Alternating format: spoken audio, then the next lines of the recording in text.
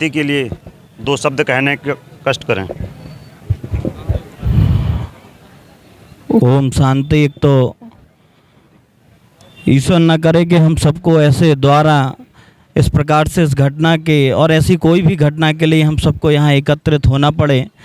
आज निश्चित रूप से पूरे समाज को जितने लोग यहाँ खड़े हैं, ना कोई राजनीतिक है ना कोई अन्य लोग, ये सब समाज के ऐसे लोग हैं जो निश्चित रूप से आज की घटना से पूर्णतः बहुत बुरी तरीके से दुखित भी हैं।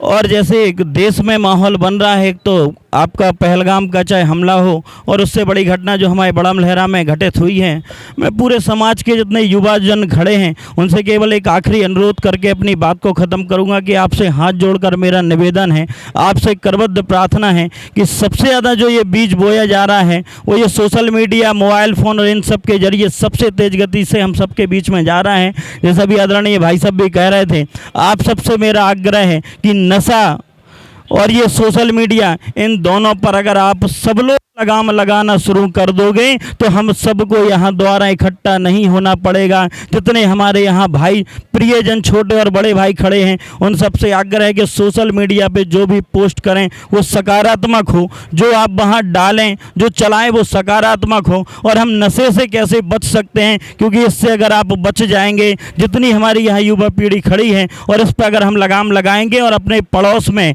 अपने मोहल्ले में, अपने यहाँ चाहे नगर में हो, इस प्रकार के कोई अगर ऐसे व्यक्ति देखते हैं तो हम सबको सतर्क रहने की आवश्यकता है। जो आज ये हमारे बड़ा लहरा की बच्ची के साथ हुई है, हम सबको पहले ये मानना पड़ेगा कि हमारे परिवार की और हमारे घर की बच्ची थी, तब हम सब लोग सतर्क होंगे।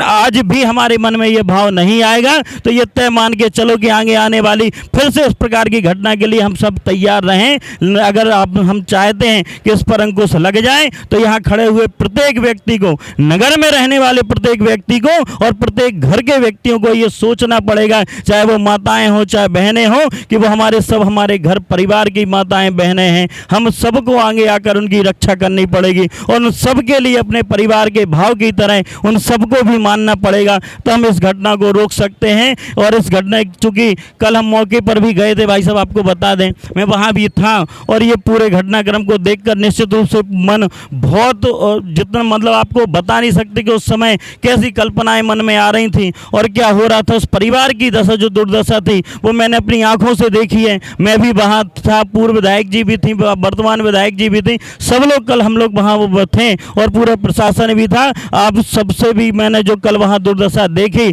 आप सबको मतलब वो कल्पना से परे थी और आप सबसे भी आग्रह है कि हम ये दिन दोबारा न देखें। इसलिए जितने यहाँ लोग यहाँ खड़े हैं सब सतर्क हो जाएं। अब सबसे मेरा हाथ जोड़कर प्रार्थना है, एक बार मैं चूँकि बच्ची के लिए पूरे मन से, अंतः मन से मैं श्रद्धांजलि भी अर्पित करता हूँ। और मैं ये चूँकि एक भाई साहब जो विद्यालय के संबंध में आप कह रहे थे, वो भी मैंने पूरी तरीके से बात कर ली है और आप लोग निश्चिंत रहें, आप सबके साथ हम लोग पूरी तरीके से हैं और इसको बहुत जल्दी अपन विद्यालय को परिवर्तित कराएंगे ताकि हमारे हर घर की बच्ची सुरक्षित हो जाए। ओम शांति ओम। आप सब एक बार पुनः मैं आग्रह करूंगा कि हम सबको अब प्रत्येक माताओं बहनों को अपने परिवार का मानकर और आगे आने वाले समय में सबको सतर्क रह के काम करना पड़ेगा।